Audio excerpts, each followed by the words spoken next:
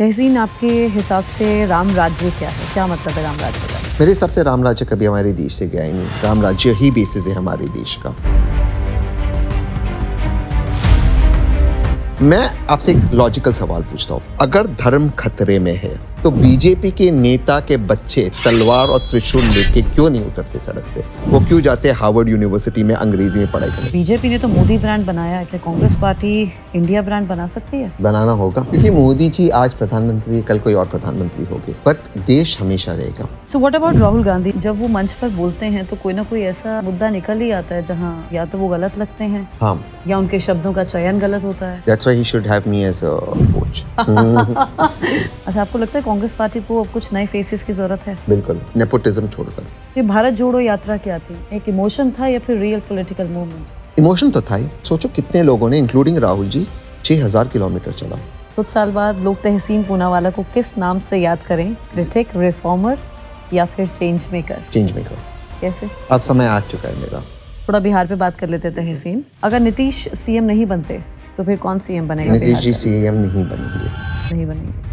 कुछ महीनों के लिए जरूर बनेंगे, बट उसके बाद उनका रिटायरमेंट हो जाएगा।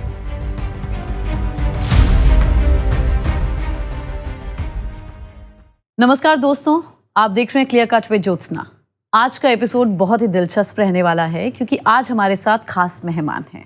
एक ऐसी शख्सियत है जिन्हें आप अक्सर टीवी डिबेट्स पर और साथ ही सोशल मीडिया पर अपनी बेबाक राय रखते हुए देखते होंगे। हमारे साथ हैं तहसीन पूनावाला। तहसीन जी, बहुत बहुत स्वागत है आपका। Thank you Jyotsna ji, thank you for having me on clear cut. Tehseen सिर्फ एक राजनीतिक विश्लेषक नहीं है, तहसीन मोटिवेशनल स्पीकर भी हैं, साथ ही तहसीन एंटरप्रेन्योर भी हैं। तो इनसे इनके सफ़र के बारे में, इनके अनुभव के बारे में और साथ ही इनसे ये भी जानेंगे कि ये भारत को किस नज़र से देखते हैं, भारत इनकी नज़र में आखिर कैसा है। तो तहसीन, भारत आपकी नज़र में कैसा है? एक बार ऊपर जब स्पेस में गए थे तब वहाँ से पूछा था इंदिरा जी ने कि भारत कैसा दिखता है, तो उसका उत्तर मिला था सारे जहाँ से अच्छा हिंदुस्तान हमारा। तो मुझे तो सारे जहाँ से अच्छा बस हिंदुस्तान हमारा अच्छा लगता है, यही तो हमारा घर है। बचपन कैसा रहा तहसीन आपका पुणे में? बहुत ही खूबसूरत बचपन था, वेरी हैप्पी चाइल्डहुड, और बहुत मज़ा है। मैं बहुत शरारती था बचपन में, तो बहुत मज़े किए मैंने, लोगों को टेंशन दिया मैंने। अच्छा, और ये पॉलिटिक्स का ख्याल कब आया, कैसे इंटरेस्ट बना? बचपन से डैडी जो है अखबार देते थे मुझे पढ़ने के लिए, और वो मुझे इंग्लिश, हिंदी और मराठी अखबार देते थे। क्योंकि हुआ यूँ था कि मैं बचपन में ट्रैवल हम लोग बहुत करते थे, तो मेरी हिंदी इतनी अच्छी नहीं थी, तो इंग्लिश तो अखबार में पढ़ता ही था, बट हिंदी और मराठी, और इसकी आदत मुझे डैडी ने पहले से लगाई थी। तो पहले पन्नों को पढ़ते पढ़ते, जो पॉलिटिकल न्यूज़ अक्सर पहले पन्नों पर होती है, तो पढ़ते पढ़ते मैं मैनिफेस्ट करता था कि कभी मैं पॉलिटिक्स में होगा। तो बचपन से लोगों को डॉक्टर बनना होता है, इंजीनियर बनना होता है, ये सारी चीज़ें होती है, ये ख्वाब होता है, या क्रिकेटर बनना होता है। मेरा ख्वाब था कि मुझे पॉलिटिक्स करना है। घर में भी क्या धर्म को लेकर, राजनीति को लेकर डिस्कशंस होते थे? हाँ, बचपन से खास करके जब कुछ पॉलिटिकल मूवमेंट होता था रिलीजन को लेकर या पॉलिटिक्स को लेकर, तब जैसे कि जब राजीव जी चुनाव हार गए उस वक्त, मैं बचपन की बात कर रहा हूँ जो याद था, या जब वीपी सिंह जी प्रधानमंत्री बने, तो एक पॉलिटिकल डिस्कशन होता था टेबल पे, और मैं वहाँ पर बैठता था और उसको सुनता था और उसमें पार्टिसिपेट भी करता था। सबसे ज़्यादा इंस्पायर तहसीन को किसने किया? किसी लीडर ने, थिंकर ने, या फिर किसी फैमिली मेम्बर ने? फैमिली मेम्बर का तो रहता ही, मॉम, बट ओवरऑल अगर पूछो तो आइंस्टाइन, एल्बर्ट आइंस्टाइन। मुझे उनकी थ्योरीज बहुत पसंद आती हैं। मुझे लगता है कि Einstein was one of the greatest thinkers of our time, और ओशो। और मैंने शुरू में भी कहा कि आप सिर्फ एक पॉलिटिकल एनालिस्ट नहीं हैं, आप एंटरप्रेन्योर भी हैं, बिजनेस एक्टिविज्म में आप रहे, साथ ही लीडरशिप आप सब जानते ही हैं। तो सपना क्या शुरू से ही था कि, अब मैं ये भी नहीं कह सकती कि क्या सपना आपका पॉलिटिकल लीडर बनने का था, क्योंकि आपने अभी तक ये भी शायद डिस्क्लोज नहीं किया है आपकी, हालांकि थिंकिंग से पता चलता है कि आप टुवर्ड्स कांग्रेस इंक्लाइंड हैं, बट आप कहते नहीं हैं कि मैं इस पार्टी का मेंबर हूँ। क्योंकि मैं नहीं हूँ कांग्रेस का मेंबर, बट बचपन में जो स्टडी टेबल होता था मैं उस पर खेलता था, और मैं ये सोचता था कि मैं पॉलिटिक्स में, मैं एमपी हूँ, मेरे बाजू में, मैं मैनिफेस्ट करता था खेलते खेलते, मेरे बाजू में फलाना व्यक्ति एमपी बैठे, वो प्राइम मिनिस्टर स्पीच दे रहे, मैं सवाल पूछ रहा हूँ, तो अपने टेबल पे, अपने राइटिंग टेबल पे मैं वो खेलता था, और मैं मिरर के सामने खड़े होकर स्पीचेस देता था, पॉलिटिकल स्पीचेस। उस वक्त के जो मुद्दे थे जो मैंने अखबार में पढ़े, जो मुझे लगते थे कि नॉनसेंसिकल या सेंसिकल है, उस पर मैं बातें रखता था, और ये सोचता था कि मैं पॉलिटिकल स्पीच दे रहा हूँ रैली में। उसके अलावा जब मैं बिस्तर पे सोता था, मैं सोचता था कि मैं ट्रेन में सो रहा हूँ और कैंपेनिंग के लिए जा रहा हूँ रात को। तो ऐसे में I used to play that game. तो आज आप अपने आप को डिफाइन कैसे करते हैं? पॉलिटिकल थिंकर, इन्फ्लुएंसर या रिफॉर्मिस्ट? पॉलिटिकल थिंकर जो रिफॉर्म्स लाना चाहते हैं उसमें लोगों को इन्फ्लुएंस करूँगा। हाँ, सब कुछ। Very nice. थोड़ा फैमिली और पर्सनल लाइफ पे भी मेरे कुछ सवाल हैं। जी। मोनिका वाड्रा गांधी फैमिली से उनका सीधा कनेक्शन है, जी। तो क्या कभी कुछ पॉलिटिकल प्रेशर फील होता है? नहीं, बिल्कुल नहीं। और जब भी हम एक साथ एज अ फैमिली होते हैं, पॉलिटिकल बातें इतनी नहीं होती हैं। तो हम एक कोशिश करते हैं कि हम पॉलिटिकल बातें ना करें। ऑफ कोर्स मोनिका और मैं करते, but as a whole family हम नहीं करते। तो शुरू से ही आपकी थिंकिंग कांग्रेस के फेवर में थी, कांग्रेस के टुवर्ड्स थी? हाँ, कांग्रेस में मेरी थिंकिंग को मोनिका की वजह से नहीं है, ये बात मैं क्लियर कर दूं। मेरे जो दादाजी थे वो गांधी जी के कलीग थे, महात्मा गांधी के। ओके। और जब गांधी जी जेल में थे तब मेरे दादाजी जेल में गए उनकी सेवा करने के लिए, और वो आगा खान पैलेस में थे गांधी जी।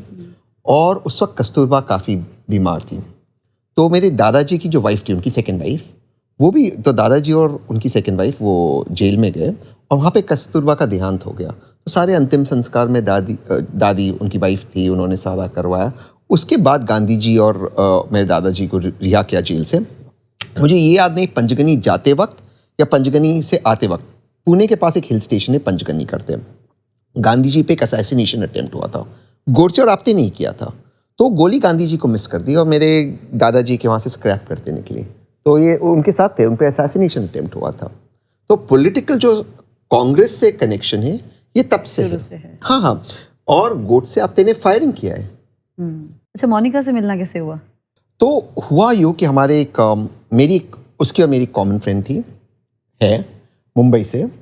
उसे मुझे प्रीवियस दिन मिलना था। ये था 2000, मुझे लगता है 2013-14 की बात थी, और पीएमओ में एक ब्रीफिंग थी फूड सिक्योरिटी एक्ट को लेकर।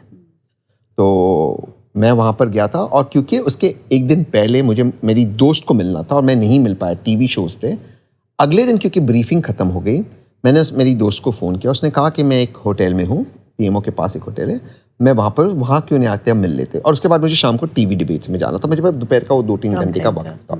तो जब मैं होटल में गया, मेरी दोस्त नहीं थी, मोनिका वहाँ पर बैठी हुई थी और हमारी मुलाकात हुई, हम लोग बात करने लगे तब। लेकिन मुझे पता नहीं था कि मोनिका रॉबर्ट की बहन है, मुझे पता नहीं था। हाँ, ये बात उस वक्त मुझे पता नहीं थी। तो we started talking, eventually we got to know each other, we liked each other, हमने डेट किया, एंड देन फिर रोका हुआ, एंगेजमेंट हुई और शादी हुआ। तो फादर बनने के बाद थिंकिंग कैसे बदली तहसीन की? क्या चेंजेस अपने अंदर देखे? आई थिंक मेन चेंज ये आया है कि 2 चेंजेस आए। एक, दूसरे बच्चों के लिए एम्पैथी ज़्यादा है। तो मुझे ये लगता है कि मैं कुछ ऐसा करूँ कि हर बच्चों को वो चीज़ मिले जो मेरे बेटे को मिलता है। मुझे ये एक एम्पैथी आई है। और दूसरा एक कि किस तरह से मैं अपने बच्चे को अच्छी ज़िंदगी दूँ। ये 2 चीज़। इसके पहले जो एक रिस्क टेकिंग एबिलिटी थी, वो कहीं इट वाज बिल्कुल आप फ्री होते थे। वो कहीं पर मुझे ये नहीं था कि सोच कि at the thought of back of the head कि क्या होगा और इसके बाद क्या। आज एक को ख्याल आ जाता है कि यार अगर कुछ गलत हो गया तो फिर, तो वो एक थिंकिंग में एक परिवर्तन आया। But at the same time एक पॉजिटिव भी आया है कि how can I help other children, खास करके वो बच्चे जिनको वो अपॉर्चुनिटीज़ नहीं मिलती जो हमारे बच्चों को मिलती है। चाहे वो न्यूट्रिशन की बात करें, एजुकेशन की बात करें, डेवलपमेंट की बात करें। तो मुझे लगता है कि क्योंकि आप भी, कॉन्ग्रेचुलेशंस, आप भी एक यू आर ऑल्सो मदर, और 1.5 साल हो गया है आपको। तो हमारे बच्चों को जो एक नेचुरल एडवांटेज है, चाहे वो न्यूट्रिशन का हो, पेरेंट्स का हो, माहौल का हो, मुझे लगता है हर बच्चों को एडवांटेज मिलना चाहिए। तो मुझे वो एक थिंकिंग में मेरी चेंज आया है, तो मैं ज़्यादा एम्पैथेटिक हूँ। और ये बहुत बड़ा चेंज है, और हम देखते रहते हैं आप इन सब चीज़ों को लेकर एक्टिव भी रहते हैं सोशल मीडिया पर।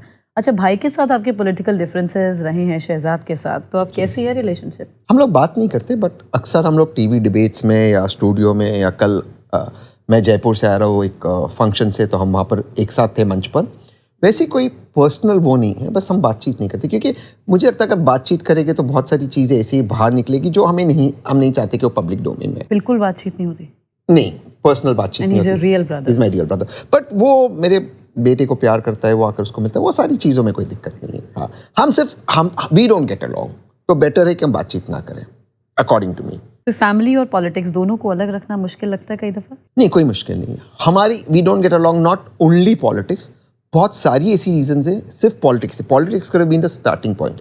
और मेरे बहुत सारे दोस्त मित्र बीजेपी में हैं, मुझे पॉलिटिक्स से दिक्कत नहीं है, हमारी we don't get along as people, वहाँ पर मुझे लगता है हमें, क्योंकि you don't get along, decent thing is not to talk rather than talk and getting into a toxic fight. कभी कभी होता है, कोई भी एक रिलेशनशिप हो, एक बॉयफ्रेंड गर्लफ्रेंड का हो, एक हस्बैंड वाइफ का हो, एक दो भाई या दो बहनों का, अगर वो टॉक्सिसिटी आ जाए उससे बेटर है आप बात ही ना करो, क्योंकि बहुत सारी चीज़ें बाहर निकलेगी। इट्स नॉट ओनली पॉलिटिकल, तो I think it's better that way. What about your mother? She must बढ़िया लाइफ, मॉम इज हैप्पी। वो चाहती होंगी कि दोनों बात करें आपस हाँ, तो दोनों बात करते मॉम से, मॉम दोनों से बात करती, मॉम नहीं, को आपस में दोनों भाई बात करें। हाँ, बट देखो, my mom also of course वो चाहती होगी, बट ऑल्सो शहजाद बहुत बिजी है इन द सेंस कि वो ज़्यादा दिल्ली और वो पार्टी उसको जो भी आदेश देती है वो पार्टी के काम में बिजी होता, तो उसे उतनी अपॉर्चुनिटी नहीं मिलती पुणे आकर मॉम को मिलने, वो मुझे मिलता है। तो वैसे आई डोंट थिंक कि देयर इज़ एनी इशू। अगर कल मैंने, अभी इस वक्त मैंने शहजाद को कॉल कर दिया, व्हाट्सएप कर दिया कि मॉम को ये ज़रूरत है या मेरी वाइफ को या बच्चे को, ही विल बी देयर 100%। हाँ, 100%। बट वो बिजी है, तो फिर ज़बरदस्ती, अब वो चीज़ मुझे लगता है इज़ नॉट फेयर, और मैं जाते रहता हूँ, तो mom is okay in that sense. Of course she will want, but it's better that we don't talk and we have love then we talk and have bitterness. I feel वो better है। That's the point, right? या so what about Rahul Gandhi? Like उनकी public image पर आपका क्या take है? उन्हें गलत दिखाया जाता है मीडिया द्वारा, या फिर पार्टी ने उन्हें सही दिखाने में कहीं ना कहीं कमी कोई ना कोई छोड़ी है? दोनों चीज़। ऑफ कोर्स एक कैंपेन उनके खिलाफ चला, उनको एक नाम से जोड़ा गया, उससे एसोसिएट करने की कोशिश की गई। हाउएवर पार्टी के कम्युनिकेशन डिपार्टमेंट और पार्टी की जो थिंकिंग है, उन्होंने भी उनकी इमेज को बहुत डेंट किया है, बहुत ज़्यादा। लेकिन जब वो मंच पर बोलते हैं तो कोई ना कोई ऐसा मुद्दा निकल ही आता है जहाँ या तो वो गलत लगते हैं, हाँ, या उनके शब्दों का चयन गलत होता है। That's why he should have me as a coach. मेरा अगला सवाल यही था, अगर आप उनके स्पीच कोच होते तो पब्लिक स्पीकिंग के लिए उन्हें क्या टिप्स देते? सबसे पहले हिंदी में सोचो, हिंदी में, अगर आपको हिंदी में बात करनी है, आप हिंदी में सोचना पड़ेगा, राइट? आप एक चीज़ अंग्रेजी में सोच के उसका अनुवाद स्टेज पे नहीं कर सकते, it will always come out wrong. तो आप मिरर के सामने खड़े रहकर हिंदी में प्रैक्टिस कीजिए। जिन कपड़ों में आप बोलने वाले वो कपड़े पहनकर आप प्रैक्टिस कीजिए।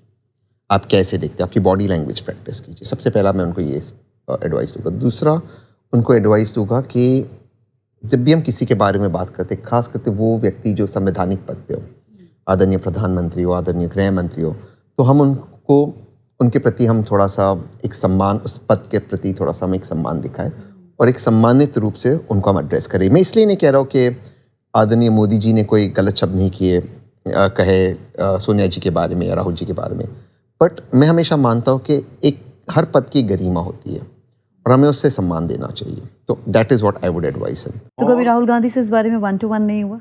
कभी आपने उन्हें समझाया नहीं? मैंने एक दो बार बात की थी कुछ चीज़ों को लेकर, बट वो एडवाइस नहीं ली गई, कुछ और चीज़ों को लेकर। फिर मैंने सोचा कि अगर वो बात नहीं सुनी जा रही तो उसमें क्यों, इसमें अपना क्यों हम, मैं ऑनेस्टली कह रहा हूँ, मतलब मैंने बात कही नहीं है। बिहार का चुनाव चल रहा है, कोलंबिया जाने की ज़रूरत नहीं थी। कल लास्ट दिन था चुनाव का, तो विजुअल्स आए कि राहुल जी फॉरेस्ट पार्क में, एक दिन बाद जाते, तो क्या होता है, इसमें बीजेपी को अटैक करने का मौका। It's a big foul. नहीं, वैसे भी बीजेपी क्या, आम जनता भी तो समझ रही है कि क्या सेंसिटिव टाइम है और अब तो फिर तो अब वो मुझे ये लगता है कोलंबिया जाने की ज़रूरत नहीं थी अब चुनाव में, क्योंकि बिहार बहुत ही ऐतिहासिक चुनाव है। मैं जानता हूँ बिहार पे आने वाली है एंड में, मैं उसमें नहीं जाऊँगा, पर बिहार का एक बहुत इंपॉर्टेंट चुनाव है। और मैं राहुल गांधी जी को पूरा श्रेय देता कि शुरुआत में जो माहौल बना था तेजस्वी और राहुल गांधी जी के पक्ष में, वो उनकी यात्रा की वजह से बना था। भले आप वोट चोरी में मानो ना मानो, एक अलग मुद्दा था। जो कार्डर थे दोनों पार्टीज के, वो एंथ्यूज थे, लोग, पब्लिक सड़क पे थी, मीडिया आपको कवर कर रहा था, सब जगह पे चर्चा हो रही थी, पूरे बिहार में एक हलचल हो चुकी थी। पर पॉलिटिक्स आप जानती हो, must momentum should be sustain, वरना मोमेंटम टूट जाता है। ये आपने बहुत पॉलिटिक्स कवर किया है, सो मोमेंटम टूटना नहीं चाहिए पॉलिटिक्स में। ये भारत जोड़ो यात्रा क्या थी? एक इमोशन था या फिर रियल पॉलिटिकल मूवमेंट? इमोशन तो था ही। देखो, आसान नहीं है यार। और मैं इसके बारे में कोइंसिडेंटली आज ही सोच रहा था, क्योंकि मैं लैंड किया T1 एयरपोर्ट पे, और T1 एयरपोर्ट पे वो नहीं है, बग्गी नहीं है जब आप जाते हो, ठीक है। तो जो मुझे लेने आए एयरपोर्ट के लोग, तो वी हैव टू वॉक, और वो डिस्टेंस था, और मैं सोच रहा था कि बुजुर्ग वगैरह कैसे चलेगी, क्योंकि ऑफकोर्स वो रैम्प था, but I was just generally thinking. और उसी वक्त मैं सोचा था, यार मैं इनके बारे में सोचो कितने लोगों ने, इंक्लूडिंग राहुल जी, 6000 किलोमीटर चला, और रोज़ के 25-30 किलोमीटर चलना आसान नहीं है। और जिस जिस कमिटमेंट के साथ वे चले, चाहे धूप हो, सर्द हो, सर्दी में, धूप में, बारिश में, ठंड में, टी शर्ट पहन के सब चल गए। नहीं, क्योंकि उसके अगले इलेक्शन में वो प्रभाव दिखा भी था। 99 सीट कहीं ना कहीं सीट्स बड़ी थी। 99। और कैसा इलेक्शन था 2024 का? बीजेपी जीती लेकिन उनको लगा वो हार गए, कांग्रेस हारी पर उनको लगा वो जीते। क्या चुनाव था? मतलब भारत की जनता को आपको सलाम करना होगा। जो जीता उसको लग रहा है मैं हार गया, जो हारा उसको लग रहा है मैं जीत गया। पब्लिक ने सबको जो चाहिए दे दिया। ट्रू। सो 2024 के बाद राहुल गांधी के सामने सबसे बड़ा चैलेंज क्या है? इमेज या ऑर्गेनाइजेशन? दोनों भी। जिस तरह से चुनाव के बाद हम क्योंकि मैं कांग्रेस को सपोर्ट करता हूँ, हरियाणा हारे, महाराष्ट्र हारे, not good at all. Haryana जीतना था, महाराष्ट्र जीतना था। अब ये दोनों चुनाव हानि की कोई वजह नहीं है। ये हरियाणा में लहर थी कांग्रेस के लिए। आप लोकसभा में आपने इतना अच्छा किया, लग रहा था ऐसा, बिल्कुल लग रहा था कि कांग्रेस आएगी। अब तो हरियाणा में लग रहा था।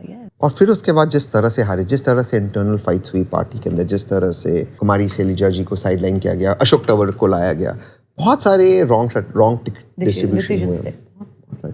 और महाराष्ट्र की तो उससे भी खराब वजह थी। जिस तरह से अलायंस हुआ, शिवसेना यूबीटी के साथ अलायंस हुआ, मैं आज भी इस अलायंस के पक्ष में नहीं हूँ। जिस तरह से पोलराइजेशन हुआ महाराष्ट्र के अंदर दोनों साइड से, मैं ये नहीं कह रहा हूँ बीजेपी पोलराइज नहीं करती, सबसे ज़्यादा बीजेपी करती, लेकिन बीजेपी को पोलराइजेशन का फ़ायदा मिलता है, कांग्रेस को नुकसान होता है। एक मोहतरमा है, एक्ट्रेस है, फेमिनिस्ट है, और मैं उनकी बहुत इज्जत करता हूँ, पर एक ऐसे मौलाना को अपने शौहर के लिए वोट मांगना था, तो ऐसे मौलाना को मिलने के जो कहता है तालिबान अच्छे, जो कहता है महिलाओं की शिक्षा नहीं होनी चाहिए। आप दिल्ली में फेमिनिस्ट हो, आप बहुत बड़ी एक्टर हो, आप सारे फेमिनिस्ट मूवमेंट का हिस्सा रही हो, और वो अच्छी बात है, महिला क्या करे उसमें उनका पूरा अधिकार है, एंड आई रिस्पेक्ट दैट। फिर आप ऐसे मौलाना को मिलने जाते हो जो इस तरह की बातें रखते हैं, तो आप सोचो पोलराइजेशन होगा कि नहीं? बिल्कुल होगा। आप एक ऐसे मौलाना को मिलते हो जो कहते हैं कि हम गजवाए हिंद करेंगे, तो फिर पोलराइजेशन होगा। बीजेपी भी कर रहे हैं, आप भी कर रहे हैं, बट पोलराइजेशन में बीजेपी को फ़ायदा होता है, ओवैसी को फ़ायदा होता है, सेंट्रिस्ट पार्टी को नुकसान होता है। तो ये सारी चीज़ें हुई। एक शिवसेना में संजय राउत जी जब मुंह खोलते, आप खुद हंसने लगे मैंने उनका नाम बोला, तो जब मुंह खोलते 10 वोट चला जाता है। प्रॉब्लम है, ये प्रॉब्लम्स को आपको देखना होगा। अब देखिए महाराष्ट्र में क्या हो रहा, मैं थोड़ा सा इस पर एक्सपेंड करूँगा, थोड़ा सा मैं डाइवर्ट करता हूँ। राज ठाकरे जी उतर गए, गरीबों को पीटते, गरीबों को मारते, जो लोग पलायन करते हैं। राज ठाकरे जी को मैं पेंडुलम ठाकरे ही बताता हूँ, और रिजेक्टेड ठाकरे। हाँ, और मैं मुंबई में रहता हूँ, मैं इनसे डरता नहीं हूँ, बहुत क्लियर। रिजेक्टेड ठाकरे जी 2014 में आदरणीय प्रधानमंत्री और बीजेपी का समर्थन कर रहे थे। बिल्कुल। 2019 में कांग्रेस और राहुल जी का समर्थन कर रहे थे। 2024 में फिर से मोदी जी का और बीजेपी का समर्थन कर रहे हैं। अब 2025-26 में ये आ गए। भाई इनका क्या लोकस है? जो गरीब लोग पलायन करते उनको मारते पीटते। ऐसी तो बहुत तस्वीरें आई हैं राज ठाकरे की, पार्टी की, उनके सपोर्टर्स की। और कांग्रेस के साथ वो जुड़ना चाहते। क्यों कांग्रेस जुड़े उनके साथ? कांग्रेस का जन्म महाराष्ट्र में हुआ है, कांग्रेस का फाउंडेशन महाराष्ट्र से आता है। कौन है राज ठाकरे जी? हम उनके साथ क्यों जुड़े? क्या वो हमें एडवांटेज दे सकते थे? क्या आप मानते हो कि 2014 मोदी जी को जो मैंडेट मिला महाराष्ट्र में राज ठाकरे जी की वजह से मिला? बिल्कुल नहीं। 2019 में तो राज ठाकरे जी हमें सपोर्ट करते इस साइड, तो फिर मोदी जी क्यों जीते? और 2024 में कि लोकसभा में तो मोदी जी को सपोर्ट करते तो अधिक सीट तो कांग्रेस की आई, तो उसका कोई इम्पैक्ट नहीं। क्यों हम उसके साथ जुड़े? और जो व्यक्ति पलायन करने वाले गरीबों को मारते पीटते उनके साथ हम क्यों जुड़े? पता है ज्योत्सना, पलायन ही एक हकीकत है जिंदगी की। सब लोग पलायन करते। आज अगर मैं दिल्ली में हूँ, मैं भी तो पुणे से पलायन करते आया हूँ ना। आप भी कहीं ना कहीं से आए, आप भी अगर हरियाणा गए तो आप भी यहाँ से पलायन करते गए, आप पंजाब से पलायन करते। पलायन तो जिंदगी की हकीकत है। तो फिर आप, मैं ठाकरे परिवार की बात करता हूँ, वो कहाँ से आए? तो मैं इनका हिस्ट्री पढ़ा, वो स्वयं बिहार से आए। आप गरीब बिहार के लोगों को मार रहे हो, जिनके साथ ये 7 स्टार 5 स्टार होटल में उठते बैठते बात करते, मराठी में बात करते। क्या आदरणीय अमिताभ बच्चन जी ने पलायन नहीं किया उत्तर प्रदेश से मुंबई में? क्या शाहरुख खान जी ने दिल्ली से पलायन नहीं किया मुंबई में? क्या एक इनका वीडियो है राज ठाकरे जी का, रोहित शेट्टी फिल्म डायरेक्टर के साथ, क्या उसने पलायन नहीं किया? उसके परिवार ने पलायन नहीं किया? ये लोग मराठी नहीं बोलते ना, आप इनको नहीं मारते हो पिटते हो। यानी कि आपको उन्हीं लोगों को जो पलायन कर रहे हैं भाषा पे मारना है जो गरीब है, कमजोर है। मैं ये नहीं कह रहा आपको अमिताभ जी को मारना चाहिए, शाहरुख जी को मारना चाहिए, मैं बिल्कुल नहीं मारना कह रहा। किसी को नहीं चाहिए, नहीं। but हम- लेकिन आपके पलायन में भी हिपोक्रेसी है। आप खुद पलायन करते आए बिहार से। It's a news for me. मैं बता रहा हूँ आपको, आप इसको एडिट मत करना, इसको रखना ये बात, क्योंकि मैं ये परिवार से डरता नहीं हूँ। अच्छा, ठाकरे परिवार का मैं आपको और एक चीज़ बताता हूँ। आप, क्योंकि आप एक बहुत ही नामचीन पत्रकार रही है, मराठी में ठाकरे होता है ठाकरे, रे, RE, ठीक है? ठीक है। इनका स्पेलिंग है RAY। ये तो अंग्रेजी हो गया। ये एक अंग्रेजी ऑथर के पीछे इन्होंने अपना सरनेम चेंज किया था, इनके परिवार ने। आप मुझे इसमें फैक्ट चेक करना, और अगर मैंने गलत कहा है, आप इसके बाद इसको फैक्ट चेक करना, आप लगा देना आप पॉडकास्ट में, नहीं तैसे नहीं कहा, ये गलत कहा। इसको एडिट मत करना कि अगर मैंने गलत कहा। इन्होंने, इनके परिवार ने एक अंग्रेजी ऑथर के पीछे अपने सरनेम का स्पेलिंग चेंज किया, RAY लगाया। मराठी में RAY कहाँ होता है? रे, Yes. RE होता है। ये ठाकरे, THAKRE थे, THACKRAY। इन्होंने एक अंग्रेजी ऑथर के पीछे लगाया, और ये दूसरों को मारते हैं। पलायन तो शाहरुख खान ने भी किया था ना, वहां पर आप पार्टी करोगे। ये मैं नहीं कह रहा शाहरुख खान को मारना चाहिए। रोहित शेट्टी के परिवार ने भी, शेट्टी परिवार ने भी कहीं ना कहीं कभी ना कभी पलायन किया। 20 साल पहले, 50 साल पहले, 100 साल पहले पलायन तो सब करते हैं। Yes, yes. जैसे इनके परिवार ने 100, 200, 300 साल पहले पलायन किया था बिहार से। तो गरीब को क्यों मार रहे हो आप? और ये जो पार्टीशन और ये नेहरू पर जो नैरेटिव चल रहा है, क्या ये अभी भी कांग्रेस पार्टी को डेंट कर रहा है? इस पर क्या कहना है? कांग्रेस को, Nehru ji was the last, Nehru ji और गांधी जी पार्टीशन स्वीकार करने के लिए। अब व्हाट्सएप हिस्ट्री में कुछ भी लगा दे, ये लोग सबसे लास्ट थे ये स्वीकार करने में पार्टीशन। सब, उसके पहले सब लोगों ने स्वीकार किया था। गांधी जी और नेहरू जी लास्ट थे। और क्या बंटवारा नेहरू जी की गलती थी या जिन्ना की गलती थी? हम हमारे प्रधानमंत्री को नीचे दिखाए, यानी जिन्ना दोषी नहीं था, बट बंटवारे का जो दोषी था वो जिन्ना था। हम हमारे लोग को कैसे बता सकते दोषी? और ये 2G न्यूक्लियर डील जैसे जो स्कैंडल्स हैं, वो भी कांग्रेस पार्टी के इमेज को अफेक्ट कर रहे हैं? किए, और जिन फ्रॉड लोगों ने ये केसेस बनाए, अनफॉर्चुनेटली, और कई फ्रॉड्स आज कांग्रेस पार्टी से जुड़े हुए हैं। जुड़े हुए हैं। हाँ, जिन लोगों ने केसेस किया, इसके बारे में कांग्रेस पार्टी के खिलाफ आंदोलन किए, वो कई फ्रॉड्स आज कांग्रेस पार्टी के साथ जुड़े हुए हैं। तो कहाँ स्ट्रैटेजी में कमी रह रही है? वही है ना, क्या बहुत हुआ है? वामपंथी सोच है ये सारे लेफ्टिस्ट को सबसे लेकर। पुरानी पार्टी और कांग्रेस हमेशा नेशनलिस्ट पार्टी थी। कांग्रेस से जिन्ना को क्या दिक्कत थी? क्यों अलग हुए? जिन्ना इसलिए अलग हुए कांग्रेस से क्योंकि वो मानते थे कांग्रेस एक हिंदू नेशनलिस्ट पार्टी है। आज वो हिंदू नेशनलिस्ट पार्टी वामपंथी पार्टी के जगह ले रही है।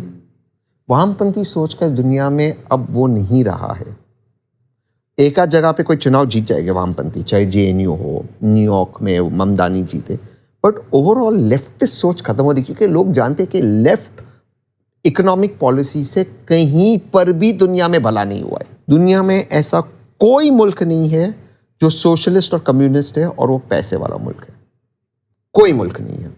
और प्लीज मुझे चाइना का एग्जांपल मत देना। चाइना की फ्री इकॉनमी है, वो एक अथॉरिटेरियन कंट्री है विद फ्री इकॉनमी। हर जो मुल्क जो तरक्की करता है वो फ्री मार्केट्स और फ्री इकॉनमी। अब मुझे स्कैंडिनेवियन कंट्रीज मत बोलना, स्कैंडिनेवियन कंट्रीज वेलफेयर कंट्रीज है, बट मार्केट्स फ्री है, फ्री इकॉनमी है। अगर ज्योत्सना जाते हैं वहां पर पॉडकास्ट शुरू करना चाहती है, वहां पे पुलिस की हिम्मत नहीं है कि ज्योत्सना को आकर बोले यहाँ क्यों शूटिंग कर रहे हो, वहाँ क्यों। आपको 1000 लाइसेंस की जरूरत नहीं है। आपने एक लाइसेंस, एक परमिशन ले लिया। एक एग्जांपल मैं दे रहा हूँ, कहीं शूटिंग करना, एक परमिशन, खत्म। It's a free market. But जो ज्योत्सना पैसे देती है, टैक्सेस हाई है, वेलफेयरिज्म हाई है। वहां पर ये नहीं है कि लाइसेंस राज है। Free markets are the only way for prosperity. There is no country in the world that is not a free market and prosperous. आप सब जगह पर देख लीजिए। तो लेफ्ट सोच खत्म हो रही है। आज सबसे ज्यादा पलायन क्यों हो रहा है इंग्लैंड से बाहर? लोग यूके क्यों छोड़ रहे हैं? क्योंकि एक ऐसी गवर्नमेंट है, एक ऐसी लेफ्ट गवर्नमेंट है। लंदन से क्यों लोग बाहर जा रहे हैं? सारे पैसे वाले लोग जा रहे हैं, क्योंकि लंदन में रहना इतना महंगा हो गया। High taxes, congestion charges, parking charges so high, municipal taxes so high. तो जो पैसे वाले लोग हैं वो वहां जाएंगे जहाँ टैक्सेस कम है। पीपल विल वॉन्ट, लोगों को टैक्स या पैसे देने से दिक्कत नहीं है, पर लोग चाहते हैं कि जो पैसे वो दे वो भलाई के लिए खर्च हो। So there is no way for extreme left economic policies any more in the world. वो नहीं है। तो कांग्रेस को सेंटर में आना होगा। कांग्रेस को सेंटर में आना होगा, लेफ्ट को छोड़ना होगा। बिल्कुल, लेफ्ट इकोनॉमिक पॉलिसीज छोड़नी होगी। बीजेपी ने तो मोदी ब्रांड बनाया है, क्या कांग्रेस पार्टी इंडिया ब्रांड बना सकती है? बनाना होगा, क्योंकि मोदी जी आज प्रधानमंत्री, कल कोई और प्रधानमंत्री होंगे, बट देश हमेशा रहेगा। और देश को एक ऐसे प्रधानमंत्री की आगे भी ज़रूरत होगी जो देश को आगे ले जाने का काम करे। तो कांग्रेस को एक ऐसा विजन देना होगा देश को, और उसी से देश का ब्रांड क्या बनाना चाहते हैं वो लोगों के सामने ठीक से आर्टिकुलेट करना होगा, लोगों को बताना होगा। अगर एक स्टेज पर तहसीन, ममता, प्रियंका, राहुल गांधी तीनों हो तो फिर किसकी बात सबसे ज़्यादा इम्पैक्टफुल होगी? अगर हिंदी में स्पीच हो तो प्रियंका जी फर्स्ट, ममता जी और फिर राहुल जी। अच्छा, आपको लगता है कांग्रेस पार्टी को अब कुछ नए फेसेस की ज़रूरत है? बिल्कुल, नॉन नेपोटिज्म छोड़कर पुराने लीडर्स को हटा देना चाहिए। पुराने लीडर्स और नेपोटिज्म दोनों भी, नेपो बच्चों को छोड़ना होगा। कांग्रेस भी, बीजेपी और मेरिट के वाले बच्चे जो, बट एक जो एकदम लेफ्ट नहीं, जो सेंट्रिस्ट है, जिनमें कॉमन सेंस है, जो एकदम लेफ्ट के वो नहीं, कॉमन सेंस वाली पॉलिटिक्स। बिहार और यूपी जैसे स्टेट्स में कांग्रेस का कमबैक पॉसिबल है? बिहार और यूपी देखते क्या कैसे। लग रहा है महागठबंधन क्या करने जा रहा है? आई होप कि तेजस्वी मुख्यमंत्री बने, आई होप, बट ये होप है। जिसको राजनीति की बहुत ज़्यादा समझ नहीं है, जिसको सिर्फ इतना पता है कि तेजस्वी कुछ खास पढ़े लिखे नहीं है, वो कैसे चलाएगा एक राज्य अगर मुख्यमंत्री बन जाए? बट तेजस्वी की आपको बात बताओ, कम से कम तेजस्वी इस चीज़ में ईमानदार था कि मैं, ठीक है, मैंने 9 तक पढ़ाई की।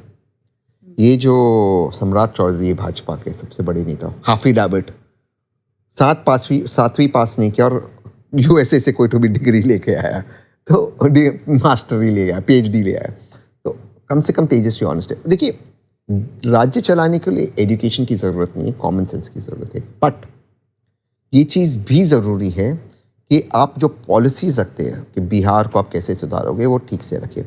तेजस्वी को मैं एक चीज़ का क्रेडिट देता हूँ, उसने जो चुनाव लड़ा उसने सही मुद्दों पर लड़ा, पलायन पे लड़ा, जॉब्स पर लड़ा। आप इसे अग्री या डिसएग्री कर सकते हैं कि आप इतने जॉब्स कैसे दोगे, आप इस पर डिसएग्री कर सकते हैं आप पलायन कैसे दोगे। बिल्कुल, बहुत लंबा चौड़ा वादा कर दिया। हाँ, वो तेजस्वी ने तो थोड़ा ज़्यादा कर दिया, थोड़ा कम करना, बट ठीक। पर पता है क्या हो गया, आई थिंक एक ये भी है, और मैं बहुत ऑनेस्ट होता हूँ, और इसमें मैं इलेक्शन कमीशन की गलती मानता हूँ दो फ्रंट पे। एक, चुनाव चल रहा है, 10,000 रुपये महिलाओं के खाते में जा रहे हैं, ये कैसे है? This is naked corruption. Yes, it's corruption. और इलेक्शन कमीशन कह रहा है ऑनगोइंग स्कीम है। कैसी स्कीम है? चुनाव के कुछ हफ्ते पहले आपने अनाउंस कर दिया और 10,000 आप महिलाओं के अकाउंट में डाल रहे हो, और चुनाव आयोग देख रहे हैं, फिर आप उसको काउंटर कैसे करोगे? ये तो 10,000 जा रहे हैं ना अकाउंट में। दूसरा जो मुझे लगता है कि एक और फैक्टर था कि जिस तरह से एक माहौल बन गया था कि लालू जी का राज फिर से आएगा, उसको काउंटर करने के लिए तेजस्वी को, क्योंकि लालू जी मेरे हिसाब से आरजेडी की सबसे बड़ी ताकत भी है और सबसे बड़ी कमजोरी भी है। ताकत इसलिए क्योंकि उनके पास एक मुस्लिम यादव का वोट बैंक है, जो एक करीबन 31-32% वोट बैंक स्टार्टिंग पॉइंट है। पर 31-32% पे आप चुनाव नहीं जीत सकते। 32% के आगे जाने के लिए आपको अन्य वोट बैंकों को लेना ज़रूरी है, और वो तब आएगी आपके पास जब आपको लालू जी की याद नहीं आएगी। तो आपको उनको एस्पिरेशनल चीज़ पे लाना होगा, तो उसके लिए you have to reach out to them. तो ये दो चीज़ तेजस्वी के सामने चैलेंजेस थे, बट मुझे लगता है उसने ये पूरी कोशिश की कि एमवाई को मुस्लिम और यादव से तब्दील करते महिलाओं और यूथ में तब्दील करने की उसने कोशिश की इस वोट बैंक को, और उसके माध्यम से और महिला और यूथ को अट्रैक्ट करने की कोशिश की। वहाँ पर कहीं ना कहीं नौकरियों की बात आती है, पलायन की बात आती है। तो कन्विंस करते हुए नजर आ रहे हैं तेजस्वी। ग्राउंड पर आप गए हैं, बिहार गए कि नहीं? हाँ, मैं गया, 2 बार गया और बहुत मेहनत की है लोगों के चर्चा में। लेकिन एक व्यक्ति जिसका मैं बहुत रिस्पेक्ट करता हूँ वो है प्रशांत किशोर। देखो, मैं उसे अग्री नहीं करता हूँ, लेकिन यार क्या बंदा है, और मैं इस चीज़ की बहुत रिस्पेक्ट करता हूँ। वो 50-100 करोड़ कमा रहा था कहीं पर एज अ पॉलिटिकल एनालिस्ट, सारी जगह पे चुनाव कराते, 10-15-20 करोड़ का प्रॉफिट ले रहा था। वो सारी चीज़ छोड़ दी, अपना पैसा लगाया, 2 साल बिहार में रहा, बिहार की यात्रा की, वहाँ पे मुद्दे उठाए, अपना पैसा डालकर चुनाव लड़ा। यार रिस्पेक्ट तो आपको करना होगा ना ऐसे बंदे की। मैं तो रिस्पेक्ट करता हूँ इस चीज़ की। नहीं, ये अच्छी बात है, लेकिन आप और नॉन नेपो किड है। प्रशांत किशोर का अगर जिक्र कर रहे हैं तो मुझे कुछ तस्वीरें ध्यान में आ रही हैं। एक तो बिहार में हमने देखा है जातिवाद बहुत ज़्यादा है, बड़ी जाति छोटी जाति ये सब बहुत चलता है।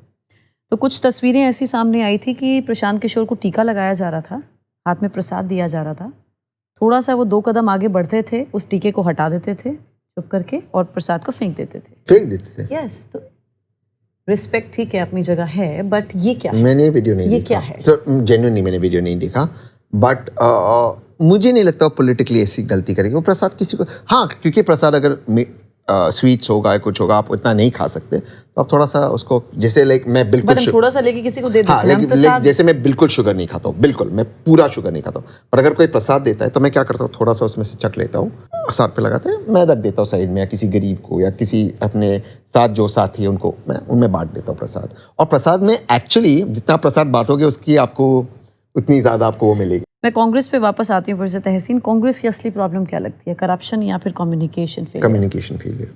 कैसे दुरुस्त करे कांग्रेस पार्टी इसको, और क्यों नहीं कर रही है? मुझे जब कंसल्टेंट हायर करेंगे मैं कर दूंगा। अभी जो कर रहे हैं मुझे समझ में ही नहीं आ रहा क्या कम्युनिकेट करने की कोशिश कर रहे हैं। ये ब्यूरोक्रेसी पर आपका व्यू क्या है? लोगों से कनेक्टेड है या फिर डिस्कनेक्टेड? Totally disconnected. ब्यूरोक्रेसी देश के नए मालिक बन गए। बहुत सारे ब्यूरोक्रेट्स जो नेता को मना कर देते, ये काम नहीं करेंगे, वो काम नहीं करेंगे। जिस दिन मैं पावर में आया, पहला मेरा ऑर्डिनेंस होगा, पहला 50% ब्यूरोक्रेसी कम, 50% पहला ब्यूरोक्रेसी कम? हाँ, कम करेगा। पहले दिन मैं आऊँगा इस मुद्दे पर कि पहले दिन ब्यूरोक्रेसी आउट, 50% कम। हर सोल्यूशन का प्रॉब्लम ब्यूरोक्रेसी क्रिएट करती है हमारे मुल्क में। ये जितने भी आप हेल्थ सेक्रेटरी की बात करो, किसी भी सूबे की, एजुकेशन सेक्रेटरी की बात करो, इनके बच्चे सरकारी स्कूल में क्यों नहीं जाते, प्राइवेट स्कूल में क्यों जाते? नेताओं के भी, अगर इनके माँ बाप, कोई परिवार के लोग बीमार होते, ये बड़े से बड़े 5 स्टार हॉस्पिटल्स में क्यों जाते? सरकारी हॉस्पिटल जिनके लिए जिम्मेदार है, क्यों नहीं जाते? तनख्वाह तो हमसे लेते हैं। और जिस तरह से पब्लिक के साथ को ट्रीट करते हैं, जिस तरह से पब्लिक के साथ व्यवहार करते हैं, टोटली लाइक वो सर्वेंट्स है। फ़ोन नहीं उठाते, बात नहीं करते, ऑफिस के बाहर घंटों तक खड़े रखते हैं। इनको ठीक करना ज़रूरी है ब्यूरोक्रेसी। नए मालिक बन गए देश के। एक बात सुशांत सरीन नाम के एक एनालिस्ट है, बहुत ही फेमस एनालिस्ट है डिफेंस। वो एक बहुत फनी बात करते हैं, कहते जब भारत और पाकिस्तान का बंटवारा हुआ, पाकिस्तान को सेना मिला, भारत को ब्यूरोक्रेसी मिली। तो ये बात सही है, वहाँ की सेना ने पाकिस्तान को बर्बाद किया, हमारी ब्यूरोक्रेसी ने, एक्चुअली अच्छे लोग हैं और अच्छे प्रधानमंत्रियों ने और अच्छे चीफ मिनिस्टर्स ने उनको कंट्रोल में रखा है। और ऐसे बहुत सारे स्टेट्स है जहाँ पे चीफ मिनिस्टर को कोई पता ही नहीं कैसे स्टेट चलाया जाए, तो ब्यूरोक्रेट्स चलाते हैं। बहुत सारी ऐसी सिटीज़ है जहाँ एमपी की बात नहीं सुनी जाती, ब्यूरोक्रेट्स चलाते हैं सिटी। देश नेता चलाएगा पक्का, कोई ब्यूरोक्रेट नहीं चलाएगा। नेता को जनता चुन के लाती है। जिस दिन मैं चुन कर जाऊँगा, कोई ब्यूरोक्रेट की हिम्मत होगी मुझे मना करने की?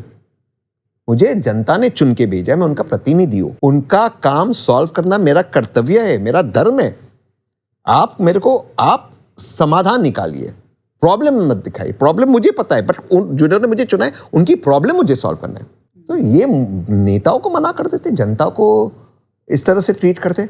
जिस जनता ने मुझे चुना है उनको बैडली ट्रीट करेंगे, मैं तो सहन नहीं करूँगा। मेरा पहला ऑर्डिनेंस में 50% आउट ब्यूरोक्रेट्स। हाँ, घर पे बैठो, सैलरी मिलेगी, काम नहीं करोगे आप, सैलरी घर पे आ जाएगी। घर पे बैठो, क्योंकि जितना ऑफिस आते हैं, यहाँ से वहाँ फाइल, वहाँ से वहाँ फाइल, वहाँ से वहाँ फाइल, फिर यहाँ से वहाँ फाइल। ये तो गलत है। एक आदमी, मैं झूठ नहीं कह रहा, मैं एक प्रोजेक्ट में इन्वॉल्व हूँ, फ़ोन किया तो जो कंसर्न्ड ऑफिसर है उसने कहा कि डिजिटल सिग्नेचर चाहिए आप। तो मैंने कहा ठीक है, मैं अपने सीएस को या सीए को बता देता हूँ, मेरी डिजिटल सिग्नेचर जो है डिन के ऊपर वो भेज देगा आपको। बोले नहीं, आपको डिजिटल सिग्नेचर करना है, आपको फिजिकली डिजिटल सिग्नेचर करना है। बोला ब्रो, फिर वो डिजिटल सिग्नेचर नहीं हुई। बोले नहीं, डिजिटल है, आपको वो आईपैड के ऊपर करना है। ओहो। तो ये इस तरह के लोग हैं, आप इनको नहीं ठीक करोगे तो देश आगे नहीं बढ़ेगा। और एआई का ज़माना है, टेक्नोलॉजी काम करेगा, इनको बैठे घर पे। तो ये कोर्ट्स और एडमिनिस्ट्रेटिव सिस्टम को रिफॉर्म करने की अगर बहुत ज़रूरी है, बहुत ज़रूरी है। कोर्ट्स को खास करते, कोर्ट्स का काम है जस्टिस देना, गरीब लोगों को जल्द से जल्द जस्टिस देना। एक एक केस 15-15, 20-20 साल चलते, गरीब को इंसाफ कहाँ से मिलेगा? गरीब एक उम्मीद से कोर्ट के सामने जाता है। आज भी हमारे मुल्क में कोई बात होती है तो कहते कोर्ट में देख लूँगा। कोर्ट पे भरोसा है लोगों को, और कोर्ट का काम है उनकी सेवा करना। हो क्या रहा है कि लोअर कोर्ट्स जो है वो संवैधानिक काम करने रहे। फॉर एग्जाम्पल, बेल जो है लोअर कोर्ट्स देती नहीं है, तो सुप्रीम कोर्ट बेल के ऊपर बैठा हुआ है, जबकि सुप्रीम कोर्ट का काम है संवैधानिक मुद्दों को सुलझाना। तो पूरा अब कितने गरीब लोग सुप्रीम कोर्ट आ सकते हैं? तो जब तक आप इन चीज़ों को नहीं सुधारोगे, इसका जो भी समाधान होगा संवैधानिक तौर से, पर लाना तो होगा।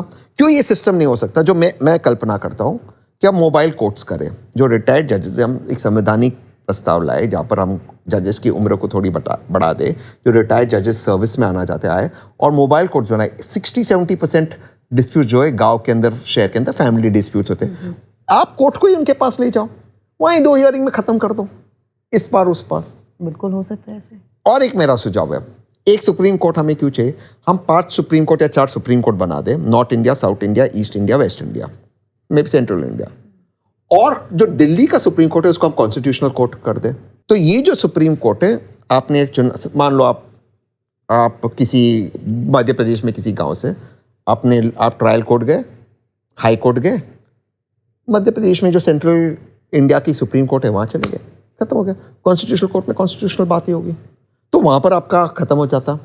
एक मध्य प्रदेश का आदमी को दिल्ली आना, एक तमिलनाडु के आदमी को दिल्ली आना, वहीं पर खत्म कर दो, आप 5 सुप्रीम कोर्ट बना दो। तो हमें फॉरवर्ड चीज़ सोचनी होगी। हमारे कोर्ट्स में हमें AI लाना होगा, हमारे कोर्ट्स, ताकि एक साधारण नागरिक देख सके कि 99% केसेस में क्या हुआ है, क्या है, किस तरह से हमें इन तरह की रिफॉर्म्स लानी होगी।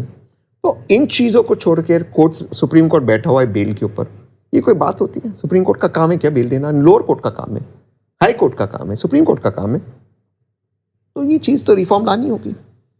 मिडिल टैक्स पेयर्स को क्या मैसेज देना चाहेंगे आप? टैक्स का रेट कम होना चाहिए। टैक्स पेयर्स को टैक्स रेट कम होना चाहिए देश में। इतना हाई टैक्स, एक साधारण व्यक्ति अगर उसको 100 रुपया खर्च करना है, 150, 160 रुपया कमाना है, और मैं वही कह रहा हूँ, 150, 160 रुपया कमाने के बाद 60 रुपये देने में कोई दिक्कत नहीं। दिक्कत ये आती है, भगवान ना करे ज्योत्सना, अगर मैं आपके घर के बाहर चल कर जाऊँ और मेरा एक्सीडेंट हो जाए, मैं सरकारी अस्पताल में नहीं जाऊँगा, एम्बुलेंस यहाँ नहीं आएगी, मुझे आपको फ़ोन करना होगा कि आप प्लीज़ एक प्राइवेट हॉस्पिटल में बात कर लो। तो ये 60 रुपया देने के बाद भी मुझे निजी अस्पताल में जाना है, और ये गरीबों के लिए अनफेयर है। तो जो टैक्स है, आप टैक्स का रेट कम करो, और जो पैसा आता है आप उसको वेलफेयरिज्म में खर्च करो। हर व्यक्ति को वही शिक्षा, वही स्वास्थ्य की सर्विसेज मिलनी चाहिए जो एक पैसे वाले व्यक्ति को मिलती है। ये हमारा संवैधानिक दायित्व है हमारे लोगों की तरफ। हर एक व्यक्ति को वही न्यूट्रिशन मिलना चाहिए जो आपको और मुझे मिलता है। ये इस पे हमें खर्च करना चाहिए। हम किस चीज़ पे खर्च कर रहे हैं? हम 10,000 कैश दे रहे, हम किस चीज़ पे खर्च कर रहे हैं? हम स्कूटीज दे रहे, हम लैपटॉप्स दे रहे। ये ज़रूरी नहीं है। आपको इनको क्या देना है? आपको इनको देना है कि अच्छी शिक्षा, अच्छा प्रोटीन, अच्छा स्वास्थ्य, ये उनको सबको बराबर। बिल्कुल। आप बाकी के नेशंस को देखेंगे, बड़े देशों को देखेंगे, तो वो हेल्थ और एजुकेशन पे ज़्यादा फोकस रखते हैं। बिल्कुल। तीसरा मुद्दा बाद में। वेलफेयरिज्म वहाँ पर आता है। आप स्कूटीज दे रहे हो, ये कैसे वेलफेयरिज्म हुआ? आप गोल्ड चेन दे रहे हो, आप 10-10 हज़ार रुपये कैश दे रहे हो, ये वेलफेयरिज्म नहीं हुआ, ये ब्राइबिंग हुआ। वेलफेयरिज्म होगा कि ज्योत्सना अगर बीमार हो और आपके कोई कैमरामैन की पत्नी या बहन बीमार हो, उनको सेम ट्रीटमेंट मिलेगा। आपको निजी हॉस्पिटल में, वो आपकी मर्जी, आप निजी हॉस्पिटल में जाए या सरकारी हॉस्पिटल, वो बेचारा अगर सरकारी अस्पताल में जाता है तो उसको वही लेवल का ट्रीटमेंट मिलना चाहिए एज अ गवर्नमेंट हॉस्पिटल। ये एंटरप्रेन्योर्स के लिए इंडिया में सिस्टम कैसा है तहसीन? अभी भी रेड टेपिज्म है या इजी है? नहीं, इनफैक्ट ये कहते हैं ईज ऑफ डूइंग बिजनेस करना और मुश्किल हो गया है। एक्सटॉर्शन है जीएसटी का, टैक्स टेररिज्म है। जीएसटी के लोग कहीं पर भी आके रेड कर देते, कहीं पर भी आते आप पे। अब जीएसटी को क्रिमिनलाइज कर दिया है। किसी भी मुल्क में जीएसटी क्रिमिनलाइज नहीं है। इसके वजह से एक्सटॉर्शन चल रहा है।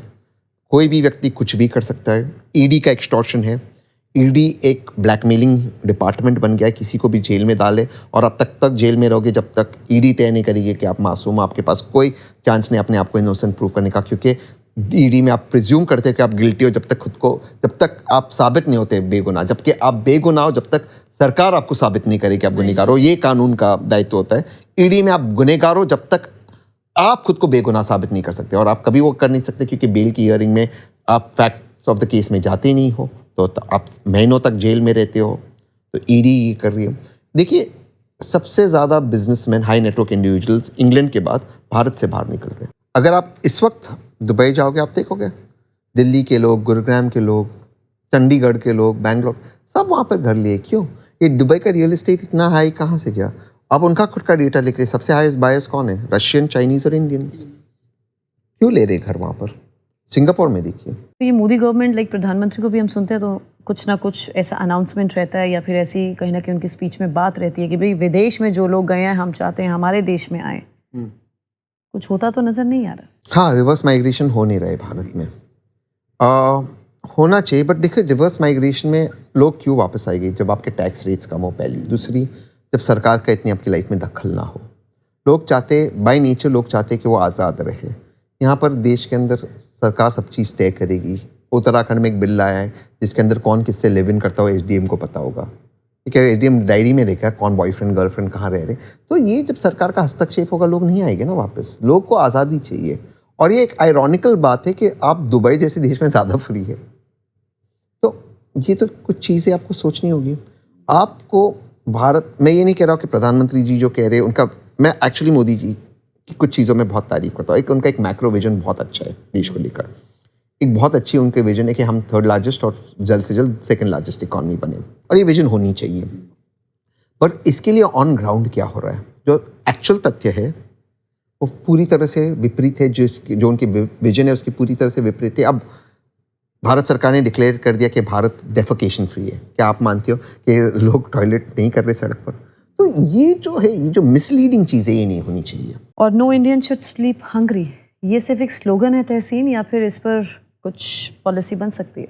बन सकती है, बट पॉलिसी तो 5 किलो राशन तो जा रहा है, लेकिन मेरा इससे आगे की सोच है। बात गेहूँ और चावल की नहीं है, वो कार्बोहाइड्रेट्स है। हमें भारतीयों को प्रोटीन और मिनरल्स देना ज़रूरी है। भारत आज दुनिया का सबसे बड़ा एक पैराडॉक्सिकल सिचुएशन में है। सबसे अधिक डायबिटीज़ के केस यहाँ पर है, सबसे ज़्यादा मैल न्यूट्रिशन के केस यहाँ पर है, सबसे ज़्यादा हार्ट अटैक के केस भारत के अंदर है। और इसके एक बहुत बड़े कारण है पोल्यूशन, बहुत बड़े कारण है लैक ऑफ न्यूट्रिशन, बहुत बड़ा कारण है कार्बोहाइड्रेट्स जो हम खा रहे हैं। इसको छोड़ के हमें प्रोटीन रिच डाइट पे आना होगा। इसके लिए हमें बातचीत करनी होगी। इसमें प्रधानमंत्री प्रोटीन योजना होनी चाहिए। हमारी genetics are not very good, इसलिए हम दुनिया के सबसे हाईएस्ट हार्ट अटैक वाली देश है। आप जानते हो 50% हार्ट अटैक्स दुनिया भर के भारत में होते हैं, और उन 50% में से 60% हार्ट अटैक्स 40 साल से कम उम्र के लोगों में हो रही है। और आप खुद देखिए आज कैमरा में कितने लोग गिर रहे हैं, डांस करते हैं। तो एक ऑब्वियसली जेनेटिक्स, पोल्यूशन, डाइट। लोगों को लगता है कि हम 1700-1800 कैलोरीज खा लिए तो हमारा डाइट हो गया, बट वो नहीं है। आप क्या खा रहे हो? तो मिडिल क्लास में भी डायबिटीज़ की प्रॉब्लम आ गई, पेट बढ़ गया है, लोगों में ये तकलीफ है, फिटनेस लेवल्स नहीं है। इन चीज़ों पर हमें बात करना है। और ये सब कब होगा? जिंदगी का what is that one secret to a long healthy life? Protein. हम कब तक भारतीयों को एक सिंपल एग्जांपल देता हूँ। जो लोग नॉनवेज खाते हैं या कुछ खाते हैं, हम जो नॉनवेज है या प्रोटीन है हम लोग एक बोल में लेते और कार्बोहाइड्रेट्स हम प्लेट में लेते। तो अगर हम चिकन ग्रेवी और राइस खा रहे हैं उदाहरण के तौर पे, तो हम राइस प्लेट में लेते और चिकन ग्रेवी इतनी सी हम बोल में लेते। जबकि दुनिया भर में जहाँ पे अच्छी हेल्थ है वहाँ पे प्रोटीन को प्लेट में लाया जाता और कार्बोहाइड्रेट्स को बोल में लिया जाता। हमारा पहला ही चीज़ रॉन्ग है। तो हमें कार्बोहाइड्रेट्स कम करनी है हमें डाइट में। मैं ये नहीं कह रहा हूँ जो लोग नॉनवेज है या जो लोग वेजिटेरियन है वो नॉनवेज खाए, बट कम से कम प्रोटीन पाउडर, कम से कम कोई और प्रोटीन के प्रोटीन इंटेक हो, उस पर डिबेट हो किस तरह से प्योर प्रोटीन मिले। वेज प्रोटीन हो, प्लांट बेस्ड प्रोटीन हो, पर प्रोटीन मिलना जरूरी। We are a protein deficient country, उस पर बातचीत नहीं हो रही है। वेज में भी we have options, We have lot of options. yes. मैं बिल्कुल ये नहीं कह रहा हूँ। अब टोफू गरीब आदमी कैसे खाएगा? इतना महंगा है।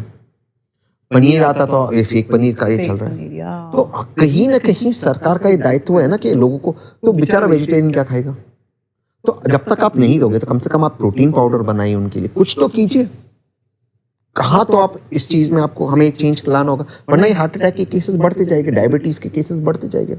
आप आपके कॉलोनी के बाहर एक एवरेज वॉचमैन को देखिए। मैं किसी को स्टीरियोटाइप नहीं कर रहा हूँ, पर बेचारा उसका शरीर बहुत पतला होगा, पेट बड़ा होगा, बिकॉज ये डाइट हो गया है, कार्ब, लैक ऑफ एक्सरसाइज है।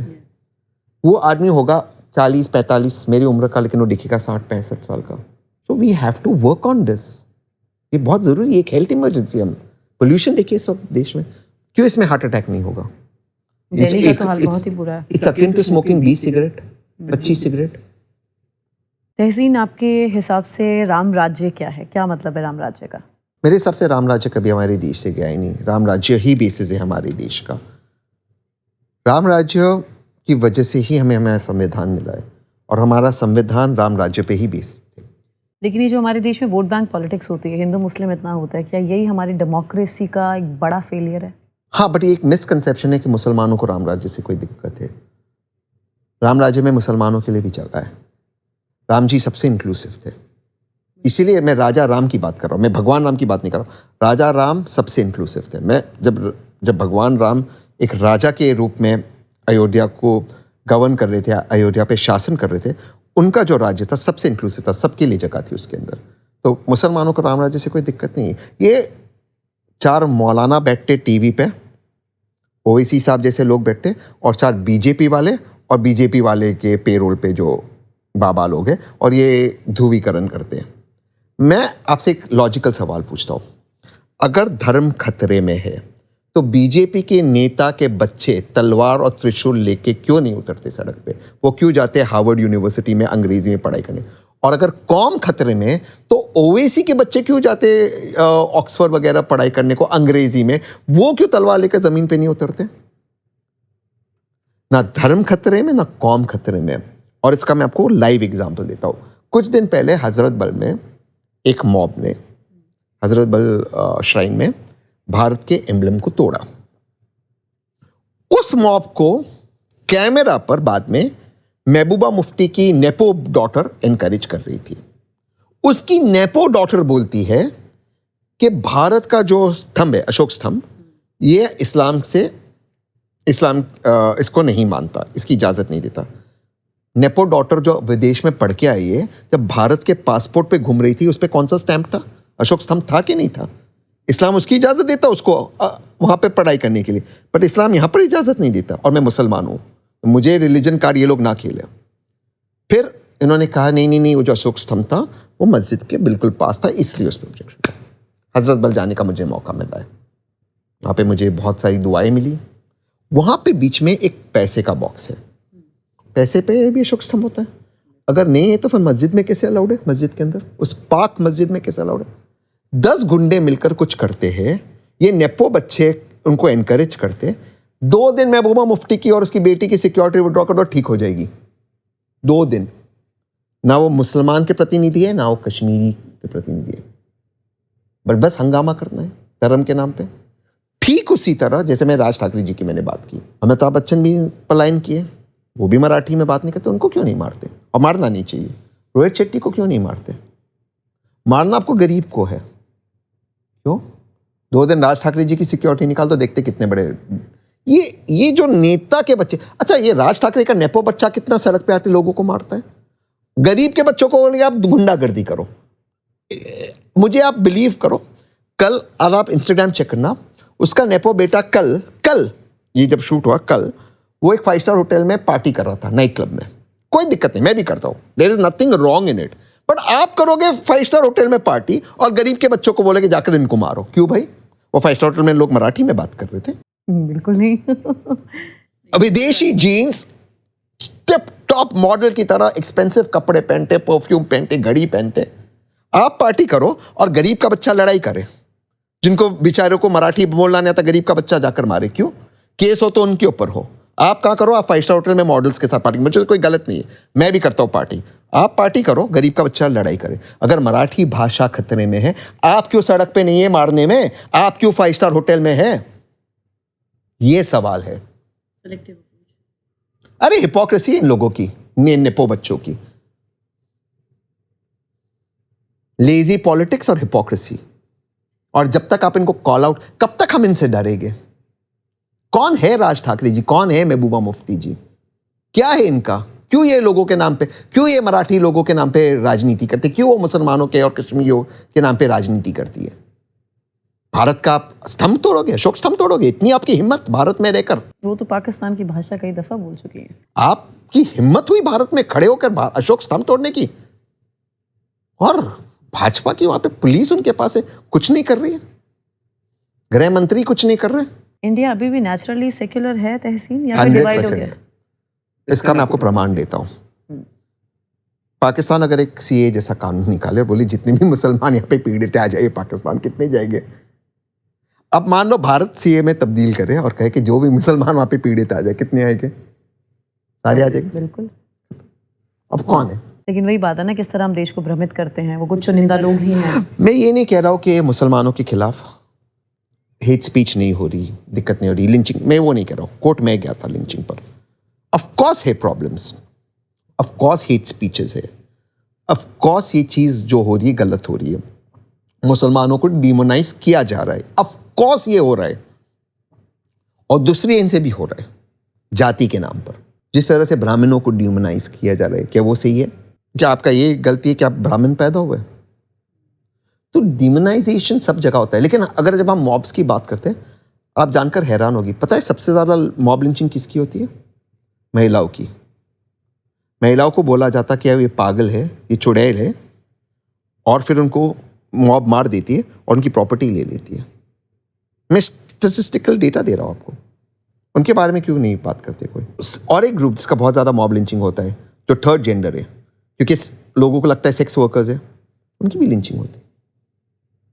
मैं ये नहीं कह रहा हूँ कि मुसलमानों की नहीं होती है, मैं ये नहीं कह रहा हूँ कि दलितों पर अत्याचार नहीं होता, क्योंकि वो होता है, बट ये बहुत सारे फैक्टर्स में होता है, इंक्लूडिंग लेडीज। हमें मॉब लिंचिंग पे बात करनी है, मुसलमानों की मॉब लिंचिंग पे नहीं। मॉब लिंचिंग गलत है, चाहे वो हिंदू की हो, मुसलमान की हो, चाहे वो कश्मीर में हो, कन्याकुमारी में हो, चाहे वो मणिपुर में उन दो महिलाओं की हो, चाहे वो गुजरात में हो। मॉब लिंचिंग गलत है, पीरियड। चाहे फिर आदमी, पुरुष या थर्ड जेंडर की हो, मॉब लिंचिंग बंद होना चाहिए। मुसलमानों की मॉब लिंचिंग नॉट सेक्युलर और हिंदुओं की मॉब लिंचिंग सेक्युलर, ये नहीं होना। मॉब लिंचिंग गलत है, पीरियड। एआई और टेक के युग में पॉलिटिक्स को भी अगर डिजिटल कर दें तहसीन, ट्रांसपेरेंट और ज़्यादा हो जाएगी मुझे लगता है पॉलिटिक्स। हाँ, अगर एआई से जोड़ देते हैं तो। आई थिंक सो, और अच्छी बात है। और जो यूथ पॉलिटिक्स में आना चाहते हैं उनके लिए आपका एक सिंपल एडवाइस?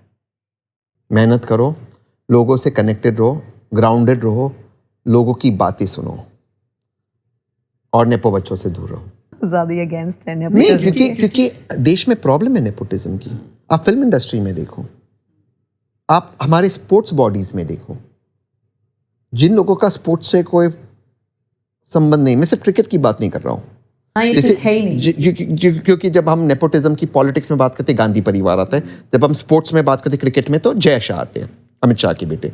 बट इन दोनों को छोड़ दो, मैं ओवरऑल स्पोर्ट्स बॉडीज की बात करता हूँ। रेसलिंग में देखो, ब्रिजभूषण शरण सिंह को निकाला तो उसका बेटा आ गया। अब सारे स्पोर्ट्स बॉडी, फुटबॉल में देखो आप, ओलंपिक्स में देखो आप, रेसलिंग में देखो, टेनिस में देखो, सारे नेपो परिवार आ गए। क्यों ये 10, 50, 60 परिवार देश को चलाएंगे? तो इसके खिलाफ में हूँ। कुछ ऐसे भी लोग हैं जो इसके फेवर में भी रहते हैं और कहते हैं कि भाई अपनी भी तो मेहनत है। करण जौहर का ही, जहाँ तक मुझे ध्यान है, कुछ टाइम पहले कुछ स्टेटमेंट आया था, ये बच्चे बहुत टैलेंटेड हैं। मैं वो मना ही नहीं कर रहा हूँ, वो टैलेंट है, मैं बिल्कुल मना नहीं कर रहा हूँ। और जब मैं गवर्नमेंट में आऊँगा, जो मेरा दूसरा लॉ होगा वो नेपोटिज्म के खिलाफ होगा, फिल्म इंडस्ट्री के। मैं क्योंकि आपने उनका जिक्र किया, मैं उनको रोक नहीं सकता नेपो बच्चों को लेने से, क्योंकि वो प्राइवेट एंटरप्राइज है, सरकार का उसमें कोई हस्तक्षेप नहीं होना चाहिए। बट मैं ये कानून बनाऊंगा, मेरा दूसरा कानून ये कानून होगा कि जो फिल्म प्रोड्यूसर नॉन नेपो बच्चों के साथ फिल्म बनाते हैं, उनको पैसे मिलेंगे फिल्म के लिए, इंटरेस्ट फ्री और टैक्स फ्री। क्योंकि क्या होता है कि क्योंकि जिनका जिक्र आपने किया, उनका ये कहना है कि हमें इकोनॉमिकली बेनिफिट होता है नेपो बच्चों के साथ, क्योंकि एक तो हमारी आंखों के सामने, और दूसरा कि मार्केट उनको एक्सेप्ट करती है। तो मार्केट फोर्सेस, मैं मार्केट फोर्सेस को डिस्टर्ब नहीं करूंगा, क्योंकि वो मेरा दायित्व नहीं है गवर्नमेंट, वो उनका प्राइवेट एंटरप्राइज है, वो किसके साथ फिल्म बनाए। लेकिन मैं मार्केट फोर्सेस को कंड्यूसिव करूंगा कि हरियाणा से या बिहार से या उत्तर प्रदेश से एक टैलेंटेड लड़का अगर आए तो वो भी बन सके बिना किसी नेपोटिज्म के। मैं उसको एनकरेज करूंगा कि मैं ये अपॉर्चुनिटी दूंगा, मैं मार्केट फोर्सेस को रेगुलेट करूंगा, मैं इसको नहीं करूंगा। एजुकेशन और जॉब्स के गैप को कैसे ब्रिज किया जा सकता है? एआई और टेक्नोलॉजी के माध्यम से। एआई बहुत सारी जॉब्स क्रिएट करेंगे। इंडिया में एआई की वजह से जॉब जाएगी नहीं, बनेगी, अगर हमने एआई की सही दिशा में चले और उसके लिए सही कानून बनाए। जबकि एआई से लोग डर रहे थे। कुछ शुरुआती कुछ जॉब्स जाएंगे, बट ओवरऑल ज़्यादा जॉब्स बनेंगे। जैसे मैं आज ही सोच रहा था कि एक्चुअली आज एयरपोर्ट पे मैं ये कह रहा था अभिजीत अय्यर मित्रा को, हम लोग दोनों थे और एक छोटी सी चीज़ हो गई और मेरी बैग एक्सचेंज हो गई। मैं कहा था मेरे एक बैग, मेरे जो गनमैन थे उसके पीछे जो कोई बच्चे थे, उन्होंने मेरी दूसरी बैग, कोई और किसी की बैग लाई, बोले एक बैग जो मेरी गाड़ी से पहले निकाला क्यों मुझे पता नहीं, दूसरी गाड़ी में डाला क्यों, मुझे कोई एस्कॉर्ट की जरूरत नहीं थी, उसमें डालते आपने गलत बैग डाला। हाउ डिफिकल्ट इज इट कि एक बैग को निकालते दूसरी। तो मैं सोचा था रोबोट होगा तो कितना अच्छा होगा, बट ओवरऑल जॉब्स बढ़ेंगे। फ्यूचर की पॉलिटिक्स आइडियोलॉजी ड्रिवन होगी या फिर इन्फ्लुएंसर ड्रिवन होगी? दोनों। इन्फ्लुएंसर्स बहुत इंपॉर्टेंट रोल प्ले करेंगे। पॉलिटिक्स सोशल मीडिया पे चली जाएगी और सोशल मीडिया नैरेटिव ड्राइव करेगा। आपको लगता है इंडिया को एक नया मॉडल चाहिए डेवलपमेंट नेशनलिज्म जैसा? नेशनलिज्म चाहिए, एक डेवलपमेंट विद नेशनलिज्म। हम क्यों डेवलप करना चाहते हैं और भारत का एंड में आखिर हमारा फाइनल गोल क्या है कि हर भारतीय आगे बढ़े, ये हमारा गोल होना चाहिए। और इससे डिस्ट्रैक्ट नहीं होना चाहिए। आज के लीडर को कैसा होना चाहिए, सोशल मीडिया एक्सपर्ट या ग्राउंड वर्कर? दोनों भी, दोनों के बिना कुछ नहीं होता है। ग्राउंड तो चाहिए ही चाहिए, बिना ग्राउंड के आपको नहीं आएगा। बिना ग्राउंड के अगर आप सिर्फ सोशल मीडिया पे सीमित हो गए तो आप भ्रमित हो जाओगे, बाहर निकलना पड़ेगा, जमीन पे जाना पड़ेगा। जो आपको ह्यूमन कनेक्ट में पता चलेगा लोगों की तकलीफ, वो आपको सोशल मीडिया नहीं बता सकती। थोड़ा बिहार पे बात कर लेते थे तहसीन। बिहार की पॉलिटिक्स को आप कास्ट बेस्ड मानते हैं या चेंज आ रहा है? कास्ट बेस्ड पॉलिटिक्स पूरे देश में है। बिहार का नाम ज़्यादा खराब है इसमें, बट पूरे देश में। क्या कर्नाटका में लिंगायत और वोकलिगा की बात नहीं? बिल्कुल है। क्या महाराष्ट्र में मराठा वर्सेस ब्राह्मण वर्सेस ओबीसी नहीं हो रहा है? क्या गुजरात में पटेल खाम ये सब नहीं है? तो ये सारे देश में है, सिर्फ बिहार का नाम ज़्यादा खराब है। बट मैं होप कर रहा हूँ कि बिहार में एक परिवर्तन आए, और इसलिए मैं तेजस्वी को साधुवाद देता हूँ कि उसने अच्छी बातें की है, उसने जाति से ऊपर बात की। और प्रशांत किशोर ने भी, भाजपा उसी में रह गई थी। नीतीश कुमार को कैसे देखते हैं, प्रैक्टिकल या अपॉर्चुनिस्टिक? मैंने एक शब्द का इन्वेंशन किया था, नितिष्ट टू नीतीश। उसका मतलब होता है to go from one side to the other. He is नीटिशिंग हिम, शी इज नीटिशिंग हिम। नीतीश इज एक बार यहाँ जाना, एक बार वहाँ जाना। नीतीश कुमार के बाद जेडीयू और बिहार की लीडरशिप किस डायरेक्शन में जा रही है, कैसे देखते हैं? 3-4 अच्छे लीडर्स है। तेजस्वी, जैसे मैंने कहा, प्रशांत किशोर, चिराग पासवान, 3-4 अच्छे लीडर्स है। बट तेजस्वी तो आपको पसंद है? हाँ, मेरा दोस्त भी, बट सच्चाई है कि ही इज देयर बिकॉज वो लालू जी के बेटे, वो भी तो सच्चाई। वो सच्चाई से आप कैसे मुंह मोड़ सकते हो? वो है सच्चाई। लेकिन ये जो इतना बड़ा वादा कर दिया तेजस्वी ने, 2,76,00,000 नौकरी देने का, थोड़ा ज़्यादा हो गया। 10% करना चाहिए, बट अब वो कह रहा है कि वो करेगा। सवाल देखो, यहीं पर इलेक्शन कमीशन का रोल मुझे लगता है ज़्यादा ज़रूरी है कि जो भी वादे किए जा रहे हैं, 10,000 दिया जा रहा है, तो ये वादे करते हैं कि हम 1,00,000 करोड़ लाएंगे दिल्ली से, या इतनी नौकरियाँ, तो इलेक्शन कमीशन कहना चाहिए आप एफिडेविट पर इसका प्लान बताओ कैसे। बिल्कुल इसी 10,000, जब ये 10,000 दिए जा रहे हैं, क्या ये बजटेड है? क्या नीतीश कुमार जी ने अपने बजट में इसको प्रस्तुत किया था? नॉन बजटेड पैसा, आप स्टेट का पैसा, यानी आपका मेरा पैसा आप दे रहे हो। ये क्या? अच्छा, ये सिर्फ बिहार का पैसा नहीं, पूरे देश का पैसा है ये जो 10,000 है। जब हम कोई भी चीज़ खरीदते हैं, चाहे दिल्ली में खरीदे, चाहे तमिलनाडु में खरीदे, जो जीएसटी का रेवेन्यू है सेंटर को भी जाता है, और सेंटर फिर डिस्ट्रीब्यूट करता है अलग अलग सूबों में। तो जब बिहार को पैसा मिलता है, उसको तमिलनाडु का भी मिलता है, महाराष्ट्र का भी मिलता है, दिल्ली का भी मिलता है, हरियाणा का भी मिलता है। तो देश का पैसा आप ऐसे ही दे दो कि बिना बजट के, और इलेक्शन कमीशन सवाल नहीं पूछेगा। राहुल गांधी जो पानी में कूदे थे, वो क्या था मछुआरों के साथ? मुझे लगता है वो एक पब्लिक कनेक्ट था या फिर पॉलिटिकल स्टंट? आई थिंक दोनों। पब्लिक का कनेक्ट तो था ही। मुझे लगता है कि जो फिशरी कम्युनिटी, उसमें काफ़ी बातचीत हुई, but also because VIP party का जो वोट बेस है, आई थिंक वो बहुत इंपॉर्टेंट है कांग्रेस और गठबंधन के लिए। क्योंकि जैसे मैंने कहा 31-32% तो है ही यादव भाई बहन और मुसलमान भाई बहन, उसके अधिक जो आपको जाना है, उसके लिए बाकी वोट ग्रुप्स बहुत ज़रूरी है। तो एक मैसेज तो गया है। ये ठीक स्ट्रैटेजी थी। कुछ कोई तो प्लानिंग करके भेजता होगा ना अब राहुल गांधी को, समझा के कि आप जाना, ऐसे कूद जाना, लोग आपसे जुड़ेंगे, ऐसा होता है क्या? अब वो प्लानिंग थी या वो क्योंकि मुकेश जी कूद गए, वो कूद गए, मुझे नहीं पता। I wasn't privy to that, but viral बहुत हुआ वो reel. What about Chirag Paswan? वो हर इलेक्शन में हम देख रहे हैं बहुत ज़्यादा विजिबल हैं, तो क्या वो बिहार के नेक्स्ट बिग लीडर बन सकते हैं? बिल्कुल। और चिराग से मुझे एक व्यक्तिगत वो है कि मुझे बहुत पसंद, हालांकि वो भी रामविलास पासवान जी की बेटी, लेकिन एक चीज़ उनका अच्छा है, आप उनकी स्पीचेस देखो, आप उनकी बातें देखो, वो जाति की, धर्म की बातें नहीं करते, बहुत कम करते हैं। वो बात करते हैं प्रोग्रेस की। तो भाई एक डिसेंट इंसान है, तो ये चीज़ अच्छी है उसके बारे में। जैसे कि यंगस्टर्स हमारी लीडरशिप में आगे बढ़ें, तो फिर वो यंगस्टर देखा ना, अजय मिश्रा टेनी का बेटा, किसानों पे गाड़ी चल।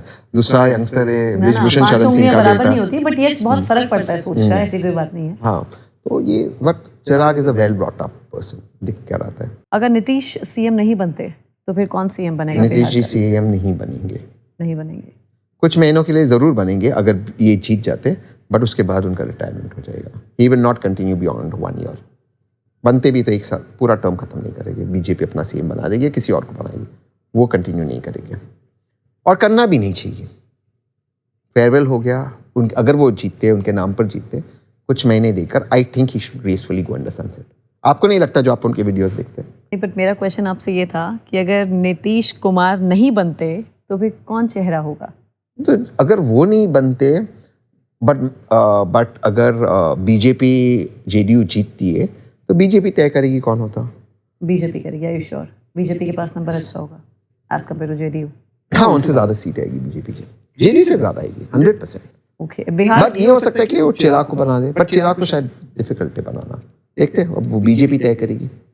और ये जो बिहार का यूथ है ये पॉलिटिकली अवेयर है, हाँ। लेकिन जॉबलेस भी है, Yes. तो सोल्यूशन क्या है इसका? बिहार में जॉब्स क्रिएट करो, इंडस्ट्रीज लाओ बिहार में, बिहार के अंदर आईटी लाओ बिहार के अंदर। बट आईटी में भी एक दिक्कत है, अगर आप न्यू एज इंडस्ट्रीज लाते हैं, वो जो यंगस्टर्स आएंगे वहाँ पर काम करने के लिए बिहार के बच्चों के साथ, वो आएंगे महाराष्ट्र से, तमिलनाडु से, they are used to going out in the night, they want to go out. फिर आप कहोगे कि आप यहाँ नहीं जा सकते, लाउंज नहीं है, कैफ़े नहीं है, फिर वहाँ दिक्कत होगी। तो आपको फुल न्यू एज में ये चीज़ आपको ज़रूरी है। और ये प्रशांत किशोर का जो जन स्वराज मॉडल है, ये रियल ऑल्टरनेटिव है या फिर वोट स्प्लिट करने की स्ट्रैटेजी? मुझे नहीं लगता वो बेचारा वोट स्प्लिट करने के लिए उसने इतना पैसा खर्च किया। मुझे लगता है वो जेन्युइनली उसने एक पॉलिटिकल पार्टी, देखो मैं एक चीज़ बताऊँ, बिहार में ना रिवर्स माइग्रेशन नहीं होता है, बिहार में माइग्रेशन होता है, रिवर्स पलायन नहीं होता है। अगर कोई वापस लौट कर बिहार में आता है ना, या तो उसको उस मिट्टी से प्यार है, या तो वो बहुत ही असफल है अपनी ज़िंदगी में और कुछ है नहीं करने को, तो सोचता है कि मैं बिहार में आ जाऊँ, चारपाई पे बैठकर भैंसों को चलाओ या गांव में बैठूं। अब प्रशांत किशोर असफल तो है नहीं, तो अगर वो वापस आया है तो ज़रूर उसको कुछ करना है। I give him the benefit. मैं बिल्कुल उससे इत्तेफाक नहीं रखता हूँ किसी भी बात पे, बट मैं उसको बहुत रिस्पेक्ट करता हूँ इस चीज़ में, क्योंकि वो सेल्फ मेड है। और मुझे सेल्फ मेड लोग बहुत, मैं सेल्फ मेड हूँ तो मुझे सेल्फ मेड लोग बहुत अच्छे लगते हैं। आई डोंट लाइक पीपल जो लाइकवाइज, या आई थिंक सेल्फ मेड होना ज़रूरी है। और उसने यार मतलब गट्स से यार सब कुछ अपना दाव पे लगा दिया। इसके बाद वो पॉलिटिकल कंसल्टेंट नहीं बन सकता है अगर वो हार गया। कोई भी उसको जॉब नहीं देगा एज अ पॉलिटिकल कंसल्टेंट की, पॉलिटिकल पार्टी बोलेगी कि खुद का चुनाव नहीं जीत सका, हमें क्या जीताएगा। वो तो उसका एवेन्यू बंद हो गया, जो पैसे थे उसने इसमें डाल दिया। यार कितने लोग लाइफ में ऐसी रिस्क लेते हैं यार। I have lot of respect for that. I think it's good, life ऐसी होनी चाहिए, लो रिस्क, देखे जो होगा देखा जाएगा। हाँ, rapid fire round, done. Few questions. Modi, Rahul, Priyanka, Mamata, एक वर्ड में हर एक के लिए reaction. Modi ji decisive, powerful, Rahul ji kind, Priyanka ji leader, Mamata ji ममता, ममता जी बहुत उनमें ममता है और कभी डांट भी लगाती थी माँ की तरह। दिल्ली का पोल्यूशन रिकॉर्ड लेवल पर है, फिर भी ना मीडिया ना ऑपोजिशन इसमें एक्टिव क्यों नहीं आपको दिखता? ऑपोजिशन लेजी है और मीडिया समझ नहीं रही कितना बड़ा कैटास्ट्रफी है लोगों के लिए। पाकिस्तान और क्रिकेट बायकॉट आपके हिसाब से क्या सही है? बिल्कुल, पाकिस्तान के साथ कोई हमारे संबंध नहीं होनी चाहिए। कुछ साल बाद लोग तहसीन पूनावाला को किस नाम से याद करें? क्रिटिक, रिफॉर्मर या फिर चेंज मेकर? चेंज मेकर, 100% लिख कर देता हूँ। कैसे करूँगा चेंज। अब देखो, अब समय आ चुका है मेरा। कौन सी पार्टी? कांग्रेस पार्टी? देश की पार्टी देश की होनी चाहिए। कांग्रेस हो, बीजेपी हो, समाजवादी पार्टी हो, आम आदमी पार्टी हो, पार्टी सिर्फ देश है, बस चेंज तो करना है देश में, ये बात तय है। आपकी एक बात बहुत अच्छी लगी जो आपने न्यूट्रिशन और एजुकेशन, मतलब ये दो मुद्दों पे ही जो इतना आपने एक्सप्लेन किया और तवज्जो दी। Thank you. Very good. Thank you. और उम्मीद है जो आप चेंज करने की बात कर रहे हैं इस पर आप जरूर काम करेंगे। Thank you so much. Thank you so much Tahseen. Thank you. So much. Thanks for being with us. And thank you for having me. तो अगले एपिसोड में फिर से किसी खास शख्सियत से मुलाकात हम करेंगे। बहुत शुक्रिया आप सभी का हमारे से जुड़ने के लिए।